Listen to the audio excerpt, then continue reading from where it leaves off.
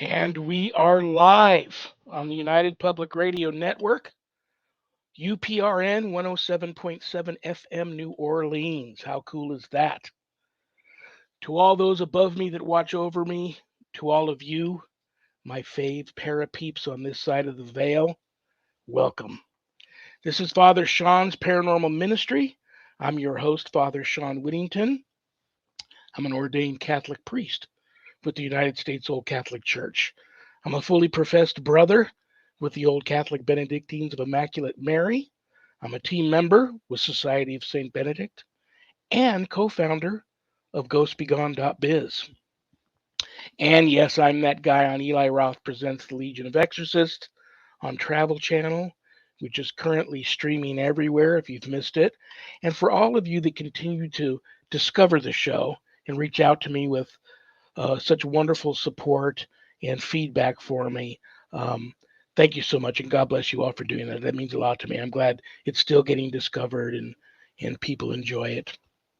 Don't know if there's going to be a season 2 yet. We're keeping our fingers crossed.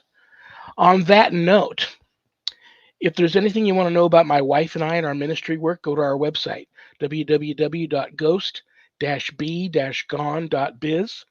And if you go there to visit, there's a lot of cool things to see. Both my books are there, God, Ghosts, and the Paranormal Ministry, and God, Ghosts, and the Paranormal Ministry 2. You can get the books a little less expensive at Amazon, and they're now available in an audio version, which is cool. But if you get them off the website, I autograph them, and they come enclosed in a beautiful house blessing kit to you, directly from my office to you.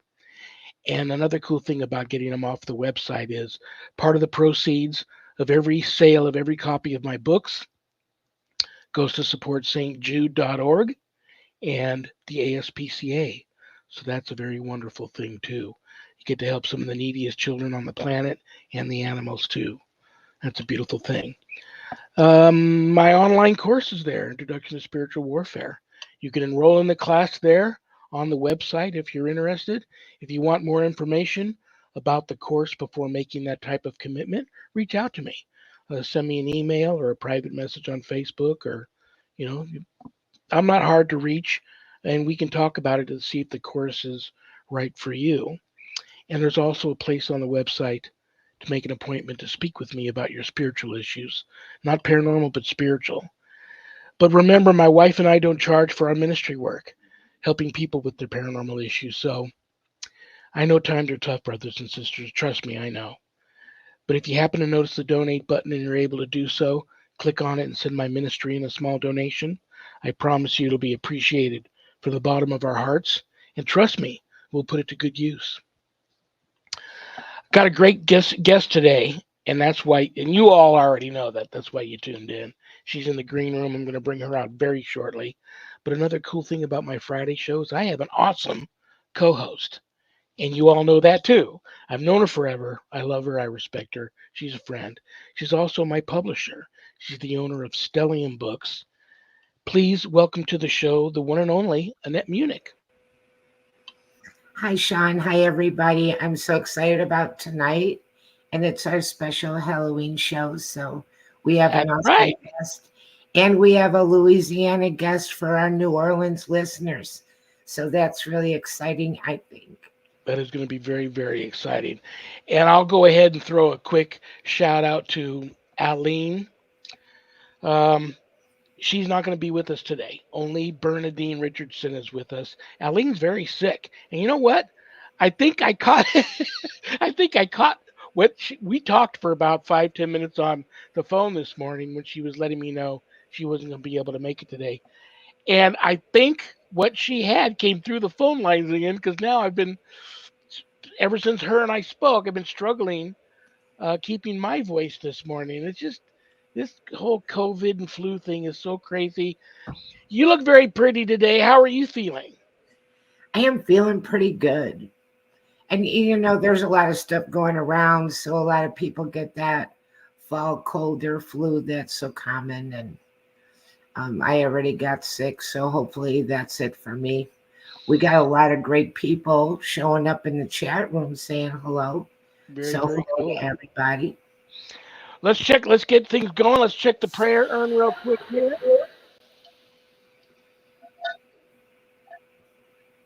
This is from Arthur in California. Hi, Arthur. Hi, Art.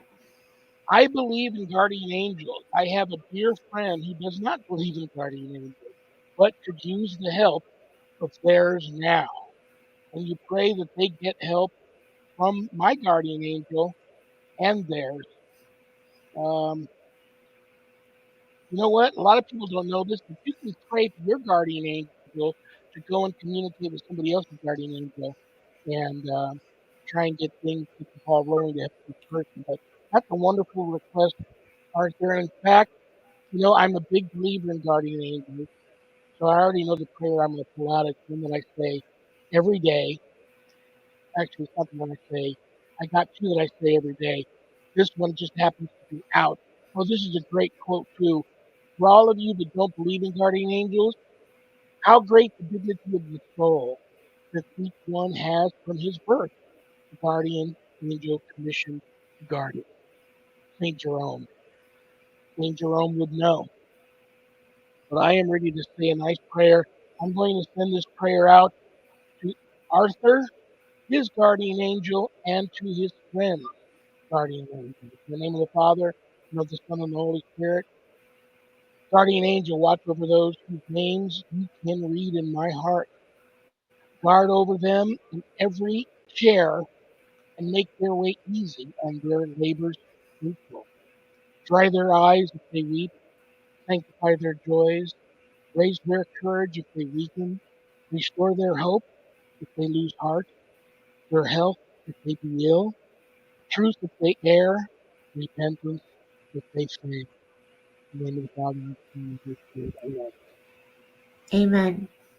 Yes, a lot of people don't realize, and even many that believe in guardian angels, they need you because we have free will. They can't just jump in and help because we have the free will. So you need to ask them for help. So if you're in need of some help of that type and you think your guardian angel, it's in his or hers wheelhouse, um, ask for their help. You ready for the mailbag? Absolutely. We got Alyne is in the chat room, All so right. she's listening, and my friend Berta is here. Hi, Berta. This is from Vicky W. in Nebraska. Nebraska. Hi, Vicky. Did you I say Vicky or Nikki? Vicky. Vicky. Okay. I Hi. live with a friendly ghost. It's been years and no issues. Now all of a sudden this ghost seems to be angry. Suggestions? Hmm. That is a good question that I was telling Bernadine in the green room before we went live that many times we pull these questions out of the mailbag and they're perfect for my guest. That Right. happens to be a good one for her. But if I had any suggestions, it would be they need to move on. Their rumor has it, in my humble opinion, I agree with it. The longer these disembodied human spirits hang around, they tend to get much more sad and just not happy. And what seems to be anger isn't that. It's just a need to go where they need to belong. And so it's more frustration. And the way they lash out for attention may seem angry, but many times it's not. Then again, may be something other. They may attract, the spirit may attract something more malevolent to come and hang out.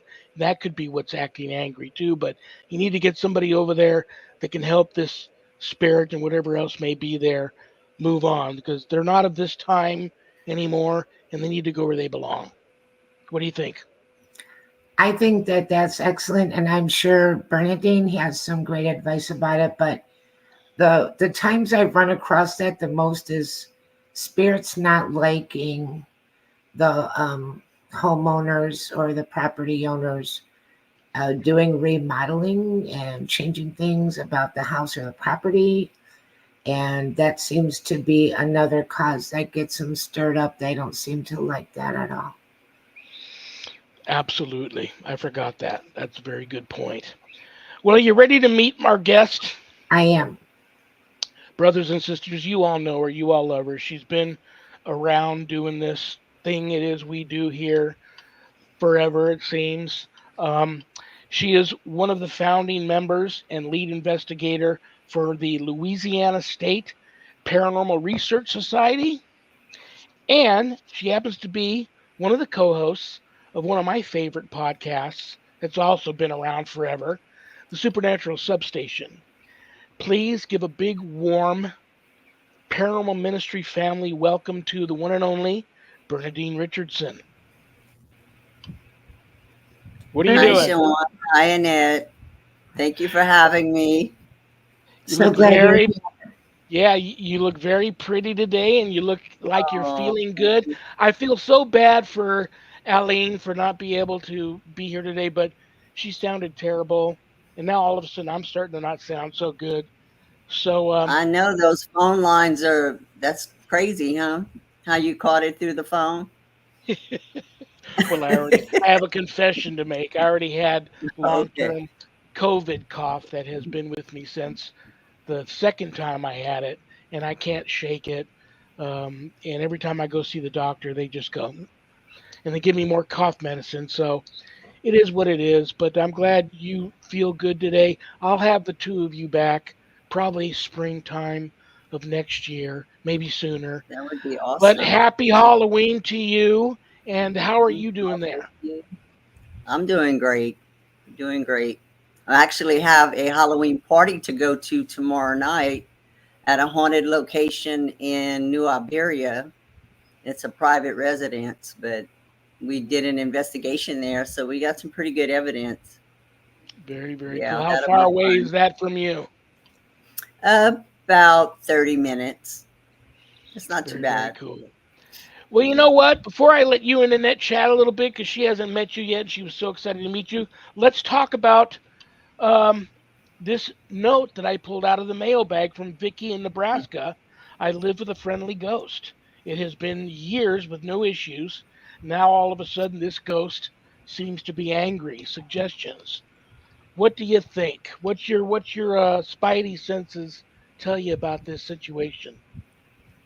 Well, I think it's depending on maybe the people in the home, because sometimes people don't tell us everything. And I always tell people don't provoke, because sometimes when you're angry or if they're trying to get your attention and they do something that kind of provokes you or you feel it's in anger and you lash out at them, you don't know if that's a child spirit, and sometimes they're just bored. You have to kind of put yourself in their shoes, I would say. Like if a child would be sitting in a corner just watching everybody live their life and nobody's paying attention to the child would try to do something to get your attention, correct? Good, bad, Absolutely. anything, pull on your skirt, make a noise, throw something, slam a door, something to get your attention.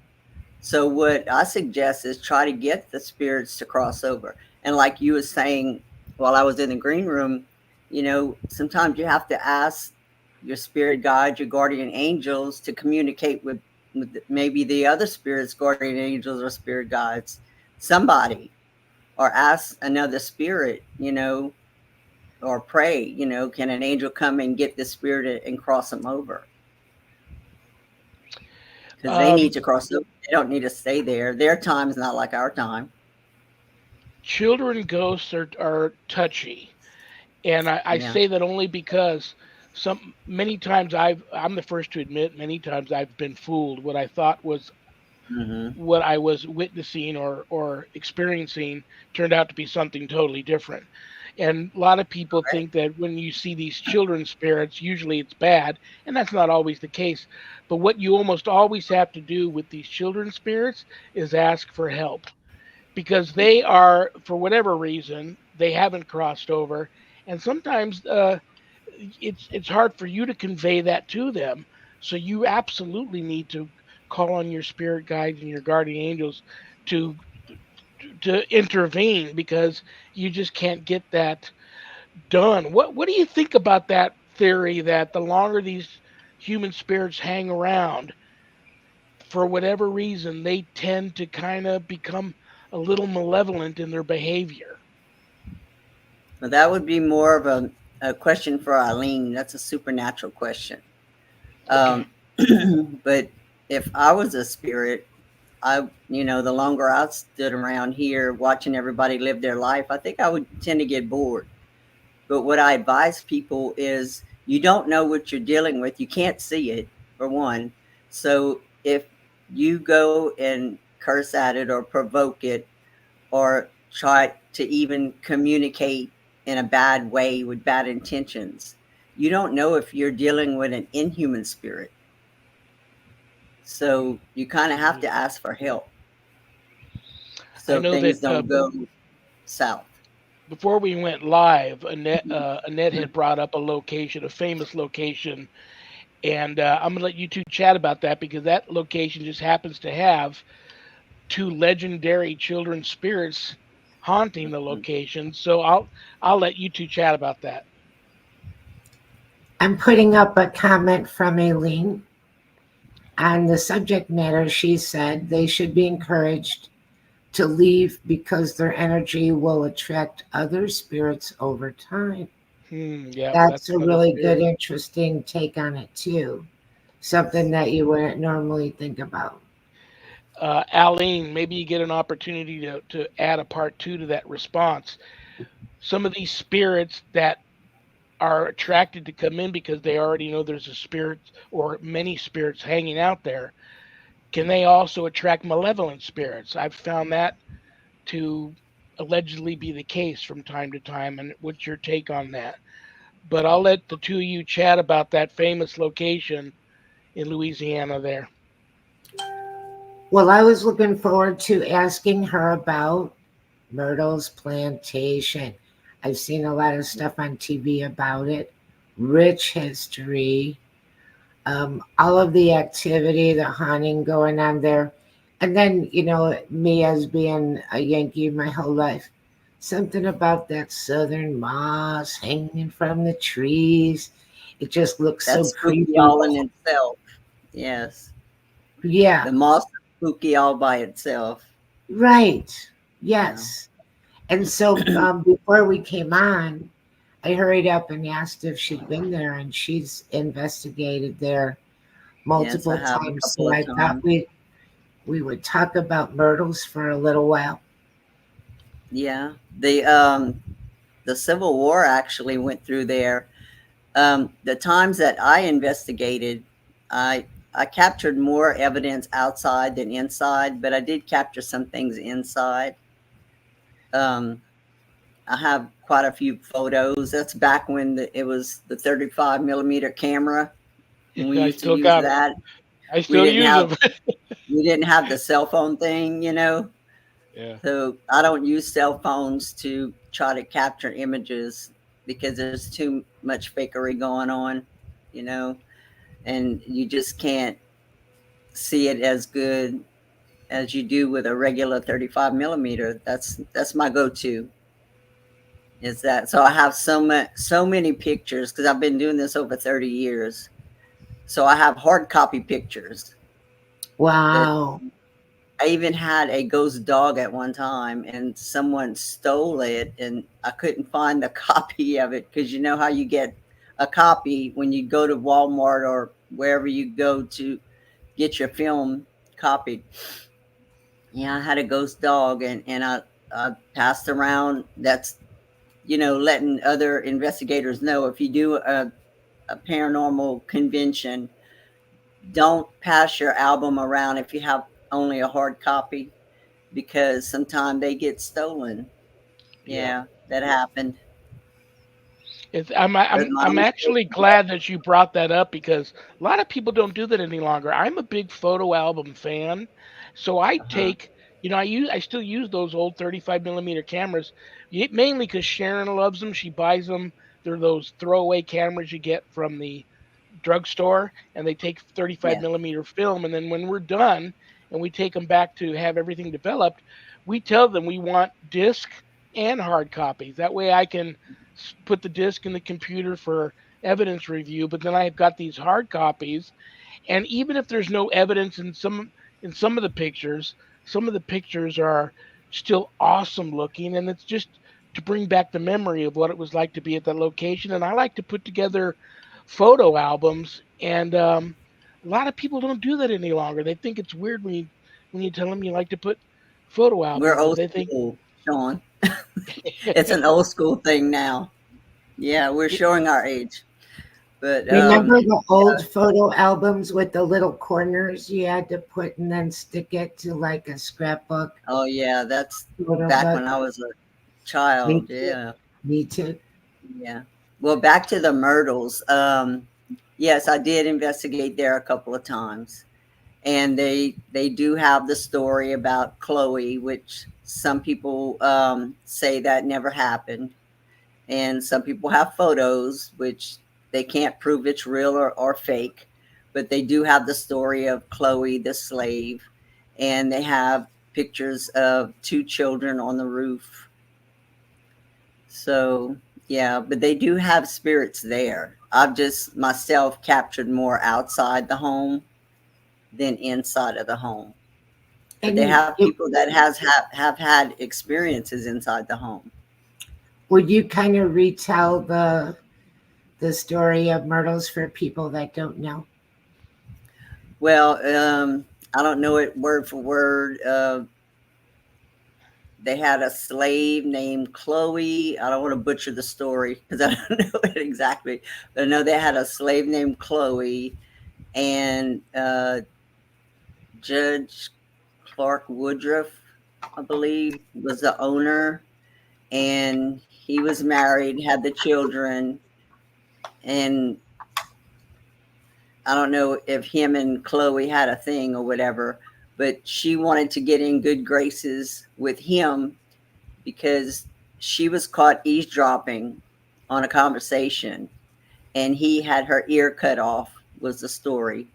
So for her to get back in his good graces, she was supposedly made a cake and fed it to the kids that had oleander leaves in the, it was poisonous, but she didn't mean to kill the children, but it did. So that's as far as I know about the story. didn't. Yeah, So she they meant to just hung make her. them They're really supposed to have sick. hung her. Yeah, Didn't the cake also kill the wife? I'm not sure. I don't remember, but I know they're supposed to have hung Chloe in a tree outside. Yeah, And you got sad the story. it's a very sad story. Yeah. Hmm. It's a very sad story. Where is Myrtles? How far is that It's from in a where? place. It's in a place called St. Francisville, Louisiana. Okay. Yeah, that's not far from New Orleans. Yeah, New Orleans, what, 2 hour drive from you? for me, it's about 3 hours. About 3 hours, and you're in Abbeville. I'm near Um, Lafayette. Aline says none of that happened though. She's disputing the lore of the Myrtles, but there's a lot Yeah. of places like that they have a Hmm. story, and especially like over time, it turns into, I don't know, just a creepy story that you have to be able to somehow tell the fact from the fiction and the legend and lore from Well, with actuality. all the people doing the investigations there, I'm pretty sure they done called some spirits in, you know. Right. Absolutely, absolutely. Well, that place is, so historic, and so much has happened in and around that area. I'm sure it's Hmm. infested with spirit. It's got to be. Too many people have Oh, experienced too many things. Makes a great story, though. I mean, that story, the hmm, Myrtles, has been, yeah, that story's been told for, they're yeah, pretty as far back popular. as I can remember. Yeah, yeah. Hmm. Is that also one of the places? This is interesting too. I love Southern paranormal stuff. The bottles hanging from the trees. Yeah. There's Yeah, something I've seen creepy bottles beautiful hanging about from the that, tree. right? Creepy and beautiful at the same time. Do you know what that Yeah, means when people do it? I know they. Some people put notes in the bottle, and I don't know the story behind it. It's something about the spirit's supposed to read the note, or the only one that can read the note is the spirit. That's as much as I know about it. That happens more around the New Orleans area. Yeah, I haven't seen any down here in the swamp. Hmm. That would kind of concern me if I did. Mm-hmm. Yeah. Well, let's talk about Abbeville. Okay. I haven't. I remember the last time you and I spoke. I looked up Abbeville online. They had a beautiful website, and as soon as the website popped up, I was like, "Oh wow, that's like just looking at it is like felt like you were stepping back in time." It must be a Mhm. wonderful place to live. And I also happen to know from talking to some people and doing some research, it's also very haunted. I talk to people all the time that put their foot down and say Louisiana, especially in and around the New Orleans area, is the most haunted location in America. You'll get like people from Savannah will want to argue that, and some other places. Um, Mhm. Talk to us about haunted Abbeville. You got Halloween coming up. Tell us what you got planned, and then after you talk about Abbeville, talk about this cool Halloween party and the location that you got planned. Okay. Yes, Abbeville, there's quite a few places that don't want their name put out because they feel it'll disrupt their business. So only the local people know that it's actually haunted. But we have quite a few bed and breakfasts. We have a few in Lafayette. One is called T.F.R.S. Bed and Breakfast, and that one's known and haunted. And the story on that one is a lady named Amelie. She lived in the house and she died. She fell in a well. Well, her husband had passed away. I don't remember from what, but they had lived in the house and she stayed there. And back then, they just wore black to mourn their husband. And she stayed alone for I don't know how long, but she ended up falling ill and she went to get water out of the well and fell in and she died there. So she haunts T.F.R.S. Bed and Breakfast. It's a two-story house and it's beautiful. It's a historical home downtown Lafayette. I've been there quite a few times. I actually have a photograph, a hard copy photograph of Amelie's face in a mirror in the parlor. Yeah, because I've stayed there a few times, and the owners, um, it was Miss Augie and I forgot her husband's name, Mr. Pat. They used to own it. I don't know if they still do, but they verified the photo and said that is Amelie. So I gave them a copy, and they were supposed to have put it on a wall. But yeah, they have guests from Paris, all over that come just to stay over there. But Wow. Abbeville, we have right near our courthouse, we have a place called, well, it's City Hall now, but it was the Audrey Hotel, way back in the 1800s. And Miss Audrey is the one that's supposed to have haunted the hotel. Well, we did an investigation a couple of times because they only use the bottom floor. I think it's 4 stories, and then they have an open top where they used to have bands and all. Well, the bottom story is where the city hall is, and they use that floor. The top floors the workers won't go on at all, and it's all cement. Stairs of cement. The elevator doesn't work. They cannot use it because they are afraid. They say they see spirits, hear spirits. We did an investigation and the spirits wouldn't communicate with us, but everybody said, well, Miss Audrey will communicate with a man. So I brought a detective with me, and he was trying to communicate with her, and she actually spoke. And we have it on EVP, and we heard it with our ears. Yeah, she spoke to him. She didn't speak to me, but she spoke to him. So, but yeah, across the street, I heard used to be the gallows where they hang people. That's where our Oh, courthouse is located now. But our city's pretty old. Our town, yeah. We I have don't a know if lot of it's buildings here. I don't know if it's interesting and worth throwing in there, but I'm a Lafayette, my grandma's maiden name. And my uncle said we descended from General Lafayette. So I Oh, thought I'd okay. throw it in since we told a story that was connected to Lafayette. So Hmm. yeah, that's my family. Awesome. Yeah. But Very, the very party I'm going to, yeah, we did the investigation there, and we found evidence of a girl, which that's the story that the owner, she sees a little girl and she feels a girl tugging on her dress and all. And actually got a photo of the girl in a mirror Oh, during the investigation.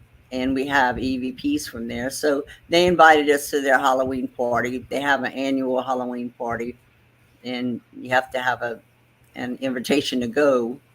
So she invited our team. So for all the guests that will be there, if they have questions about the paranormal or supernatural or paranormal investigating, we'll be there. We can answer their questions.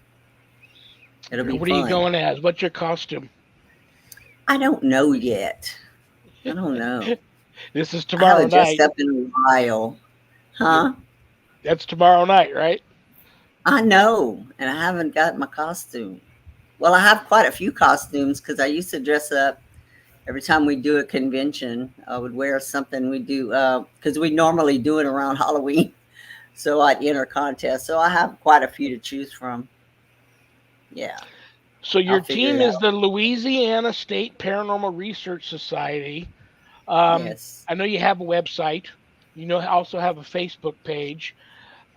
In your humble opinion, and there's no right or wrong answer to this. Do you guys have a case that you feel your team really made its bones on? And when you guys get together and reminisce, you always could say, "Remember that case?" Well, yeah. It's a case that I probably would never do again because being a paranormal investigator, I've always went out trying to prove the existence of ghosts or spirits, inhuman, human, but I don't really deal with the inhuman type things. I kind of get Alyne to figure that one out, or I call somebody that has the experience in things like possession. I don't do demons and stuff. That's not what I do. I go in somebody's location, business or house, and I try to give them evidence of what they have or what they don't have. If they don't have anything, we don't get anything. Doesn't mean it's not haunted. We just didn't get anything. Spirits didn't communicate with us. hmm. But yeah, that's what we do.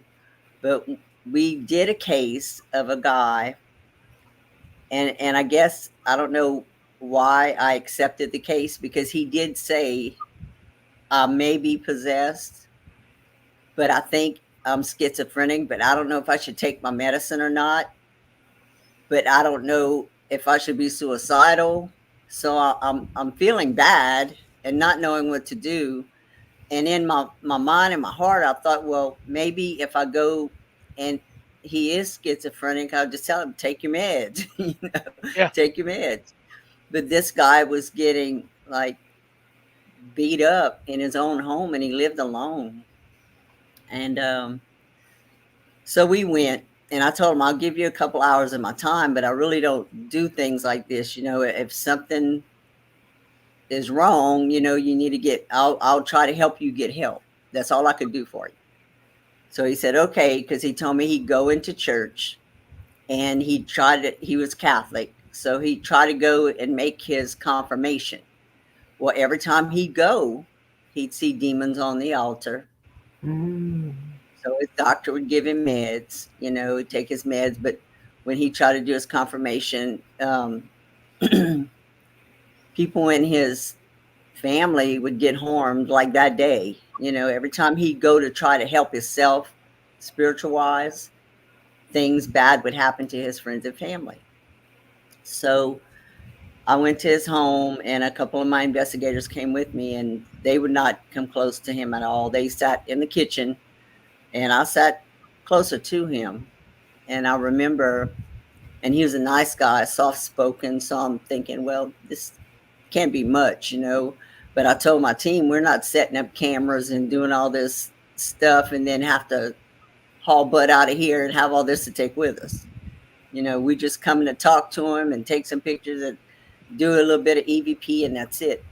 So I sat next to him, and like I was in front of him, and he talked for a little while and told me that the way this happened to him, and that's what kind of raised a flag for me at the time, because he didn't tell me this over the phone, but he said he was dating this girl, and she was into Satanism and was with a cult, and he was lonely and he didn't have any friends, so he went with her, and they did a blood sacrifice, and he was the weakest link, I'm assuming, and whatever they called in got him. So he had been dealing with this already for 15 years. So now he was about 30 years old, and he was wanting to commit suicide. And I tried to explain to him, well, if you are possessed, that's what they want, And I knew from having experience and, research, don't address a demon, like don't talk to it, So I talked to him as him, and that's what I would do. So he sat down and he crossed his arms like that, and then he just laid back, and I'm like, oh crap. He laid back, and then his whole facial features changed, and I've never seen that in my life ever. So I'm like, what did I get myself into? But I wasn't afraid, but he started talking, and he would say, he paused for a second because it was like he was listening to something, but I had an EVP recorder next to his head. So he would listen to something, then he'd say, the demon says, and he'd tell me what it said. So I actually got it on EVP, the demon telling him what to say and him repeating it to me. Wow. So when I did, finally, we left, I told him, okay, well, we got enough, because I wasn't going to go too far with it, So when I finally got up the nerve to listen to the EVP, I did hear what it was saying. And when I heard the voice, I'm like, holy crap. I put my rosary on, I called Alyne. Oh my gosh. I never let her listen to it. She didn't want to listen to it. But the voice of the entity sounded just like the recordings of the voice on The Exorcist Part 1. That voice.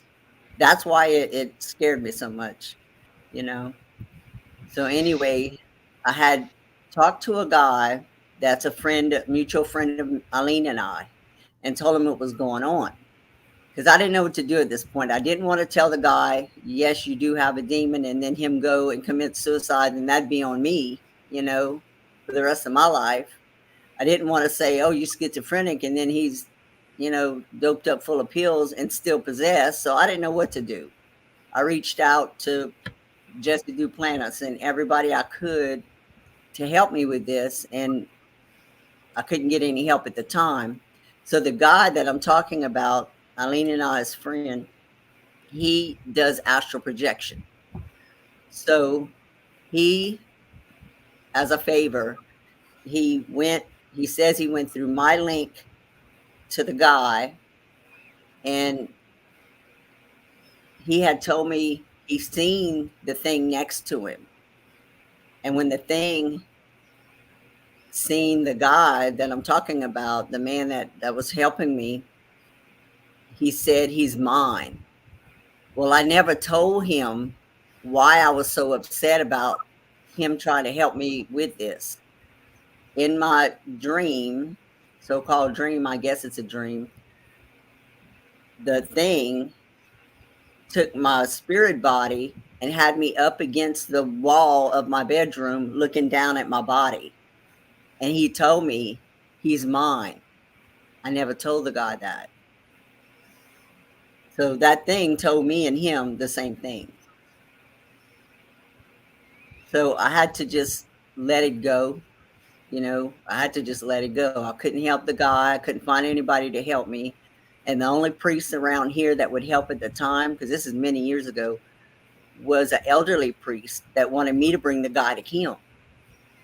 And this is like an hour away from where the guy lived, and the guy only had a bicycle. I said, I'm not putting him in my car. No, Yeah. sir. Yeah. But Oh yeah, man, that's so you're not really at this point in time, we're not really sure how this gentleman is doing. no, no, because I went back to check on him after that, and he wouldn't talk to me. Well, do me a No, he favor. wouldn't. After the show, send me a private message and give me his name, and I'll at least light a candle for him and say a prayer for him. Well, that will be awesome. Do you still do mortician work? I sure do. Perfect storm there. You got to tell us Yeah. about that. I mean, you know what? That is such a it's a wonderful occupation, career, skill set. You've got to be a very gifted person in so many different ways to do that kind of work. I always, when I think of morticians, I think of like, I mean, even the grave diggers or the groundskeepers at cemeteries and the morticians, and I think of that famous Greek character that carries all the souls across the river Styx, the ferryman. That's a very, to the dead, that is a very wonderful, wonderful um, thing to have done for them, which is one of Mhm. the last things done, whether before they're buried or cremated. Tell us about that occupation and maybe some of the wonderful or perhaps not so wonderful things that have happened to you while doing that type of work. Well, I'm not a mortician. I'm a cosmetologist for the dead, which is called decerology. Decerologist.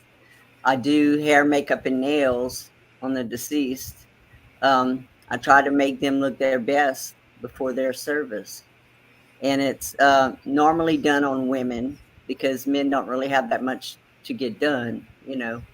And how I started doing this is I going to funerals when I was in my, I guess, 20s, 30s. I seen that a lot of people would do makeup on their own loved ones instead of letting the morticians or funeral people do it for them. And they didn't understand that if you put foundation, the makeup you use in life when you're alive, you have heat on your body. We have heat. So the heat helps everything blend. Well, when you die, you don't have the heat. You're cold. You're like a block of ice. So that can't blend and it looks like dirty. It looks muddy. It can't blend. There's no heat. So they use special cosmetics to blend. They know what they're doing. So um, I took on this role, and people call me to do this because I didn't. I to me, that's your last day that people are going to see you, and I Yeah. want them to look good. I mean, I did for my mother. I did for my ex-husband's family. I did, my family, my grandmother, everybody I know. I get called out of town a lot for friends, family members. So yeah, that's why I do it. I'm thinking of you telling me that story reminds me of a movie I saw not too long ago. Well, it's been a few years now called Postmortem, and it actually is a Hungarian film. There's subtitles. A lot of people won't watch a movie with subtitles, but this is a very well done movie, and it takes place right after World War I in Hungary. And back then, these guys would travel around to all the villages in different towns doing your kind of work, mortician kind of work, and most importantly, they would do post-mortem photography. And Oh yeah. this particular story is loosely based on something that really happened where he was in a village and things went terribly wrong. And there's a lot of, I don't want to ruin it for anybody who hasn't seen the movie, but very Mhm. well done movie about that occupation. But I can only imagine how many spirits that you really put a smile on their face before they crossed over, seeing the work you Mhm. did. So God bless you for that. Not everybody can do that kind of work.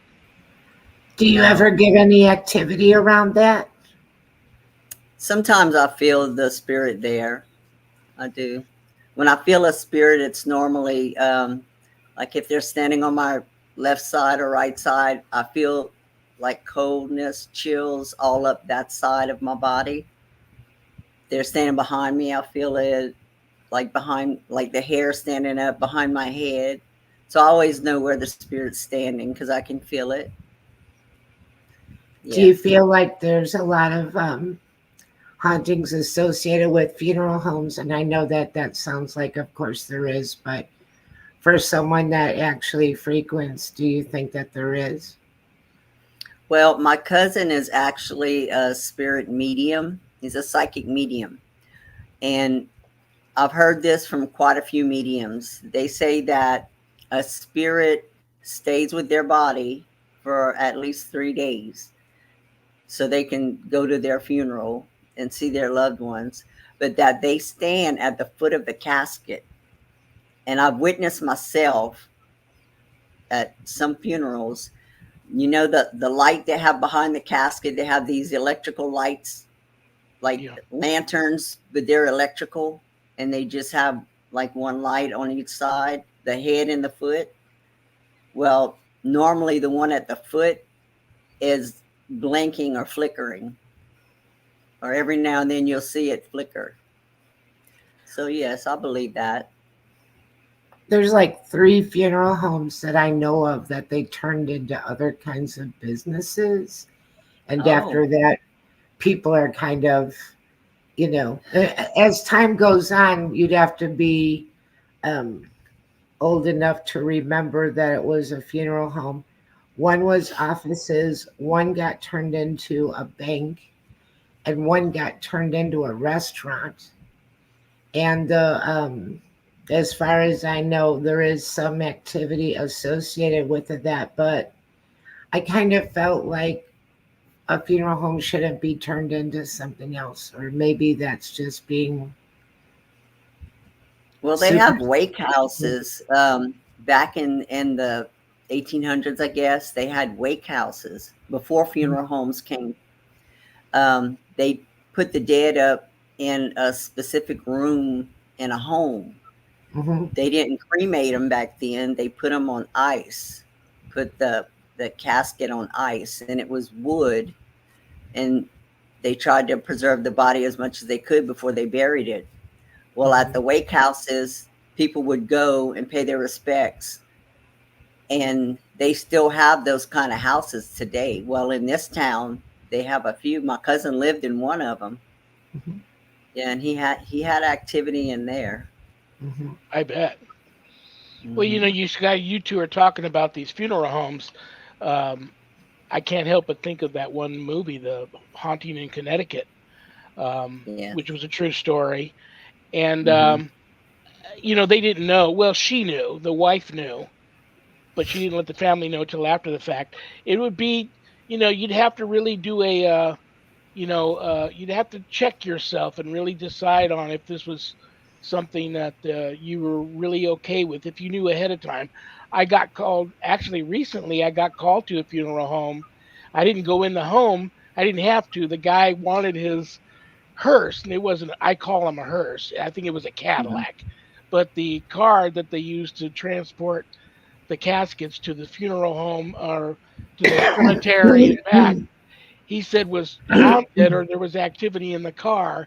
He wanted the car Oh. blessed and cleansed and a little minor exorcism on the car, which I thought was interesting. So, uh, yeah, I think I would probably.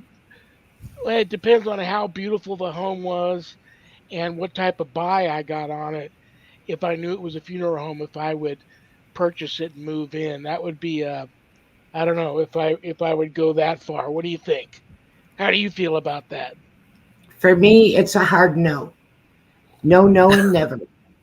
I wouldn't even live across the street from a cemetery because I've had experiences, and I think that I don't want to say I'm sensitive or something, but I think that the other side knows that I'm likely to be able to see them. So that would be no, and Yeah, okay. no, and for sure no. What do you think, Bernadine? Oh, it would be a hard yes. Really? Really? Hmm. Good for you. Good for you. Yeah. I'm not, I live in a house that has spirits. Yeah. Well, let me ask you Yes. this. In the few minutes I have left before I got to kick you out of here, tell everybody what they need to know about your team, um, how they can look at your team and check into you guys, and tell everybody about the Supernatural Substation. Wonderful. You guys have been, you and Aline have been doing that show as far back as I can remember. I've been on it. I had a couple of times probably. Had a great time. It's a wonderful show. Tell everybody how they can watch the show, when they can watch the show, and where they can go and research, look at your team. Well, my team is Louisiana State Paranormal Research Society. We don't have a website up right now, but we do have a Facebook page. So you can go on there. You can Google my name, Bernadine Richardson, and my team page will pop up there. You could Google my name, and all kinds of shows and things will pop up. And our team doing documentaries. You can find us on Facebook Messenger if you need help. You know, you can reach us there. And the Supernatural Substation, Alyne Pustanio is the host. I'm the co-host.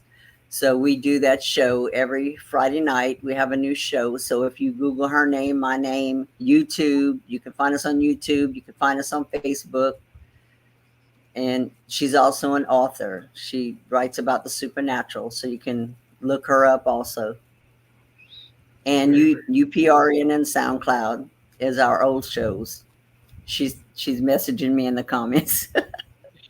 Yes, Yeah, I'm definitely going to have you guys back because there's a lot of questions I had for her too, and yeah, that both of you together. I wanted to put both of your feet to the fire on some topics, but I'll save that for next time. I'll wait till she's feeling better.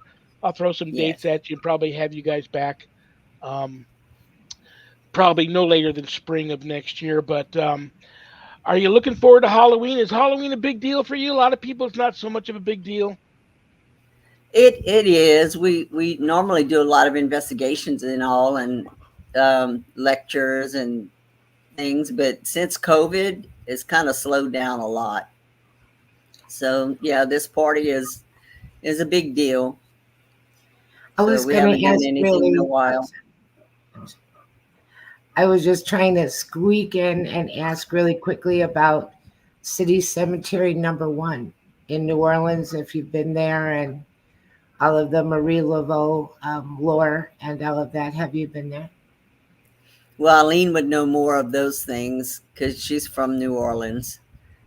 I've been to the Yeah. cemeteries, but I'm not sure where Marie Laveau is. I've seen Yeah, when I her tomb, but I don't remember what cemetery she's in.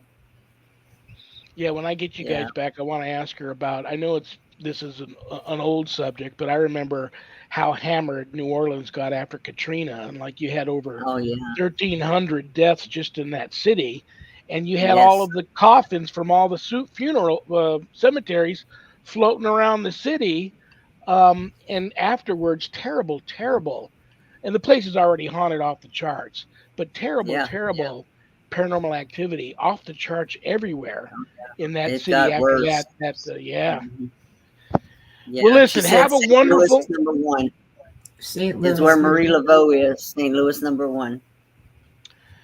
Well, Alyne, we'll see you next time. Bernadine, have a wonderful, wonderful remainder to your Friday Thank evening. you for having me. You'll be Nice to back. meet you, Annette.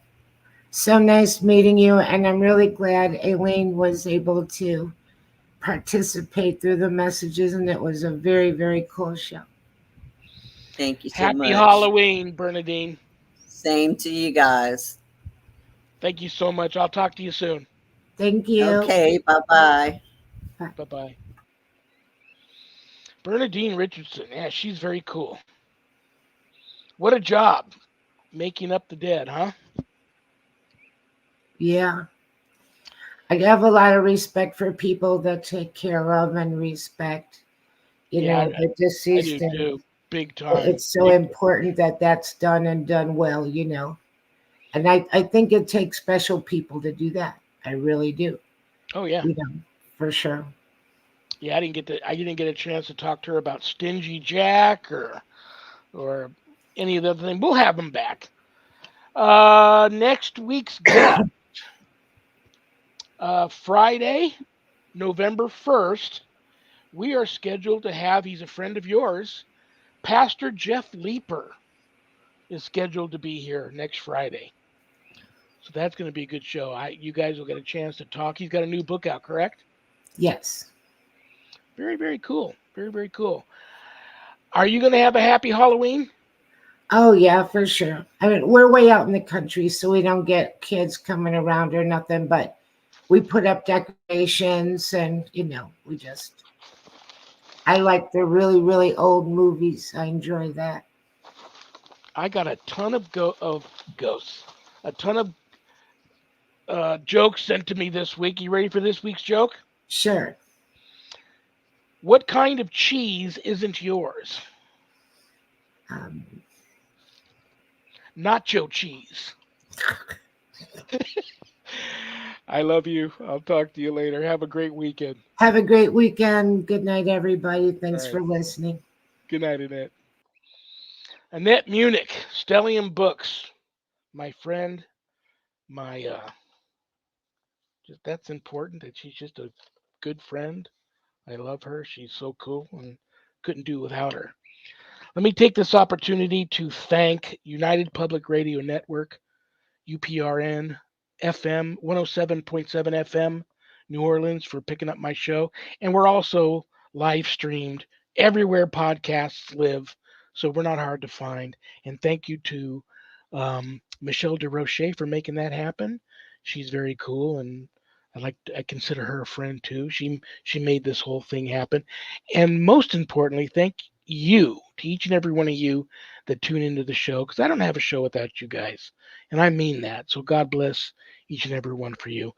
Don't go anywhere, because coming up next is Spirit Switchboard with Carrie Lynn Shellhorn. That's a great show. And sponsors. If you want to be a sponsor on the show and have your brand given a shout out live on air, reach out to uprntalkradio.com. Tell them you want to be a sponsor on the Revs show, and we'll make that happen. Brothers and sisters, we may have done what the devil said we did, but we are not who the devil says we are. Good night, Danny. Good night, Jack. Good night, Dog. Good night, Harold. Rest in peace. Good night, Ernie. Good night, Bill. Good night, Dan. I love you all. God bless you all in the name of the Father and the Son and the Holy Spirit. Peace. Happy Halloween.